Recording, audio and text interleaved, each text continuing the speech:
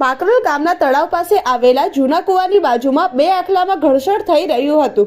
તે દરમિયાન એક આખલો જૂના કૂવામાં જઈ પડ્યો હતો। તે કૂવો લગભગ 80 થી 100 ફૂટ ઊંડો હતો।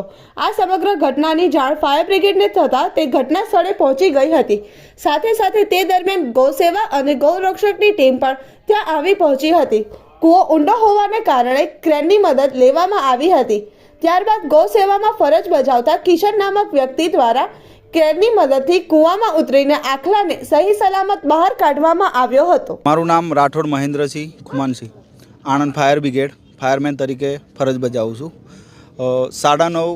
8:30ની આજુબાજુમાં ફાયર બ્રિગેડને ટેલિફોનિક દ્વારા કોલ મળતા ફાયર બ્રિગેડ ઘટના સ્થળે આવી ફાયર બ્રિગેડ તથા જીવદયાના માણસો બાકરોલ ગામે આવી અને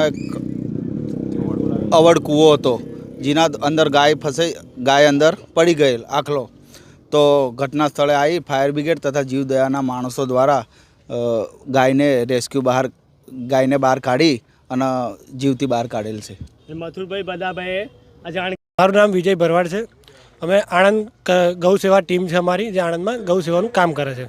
આજ રોજ બાકરોલ ગામમાં જે તલાવની પાસે કૂવો છે તેમાં બે આખલા લડતા આખલો કૂવામાં પડી જતા નેચર હેલ્પ ફાઉન્ડેશનના વેન્ડર અતુલ પરમાર એમના દ્વારા શૈલેષભાઈ એ તમામ નેચર હેલ્પ ફાઉન્ડેશનની ટીમ દ્વારા નીચે ઉતરી અને આખલો બહાર કઢાયો છે। સહી સલામત આખલાને બહાર કઢાયો છે।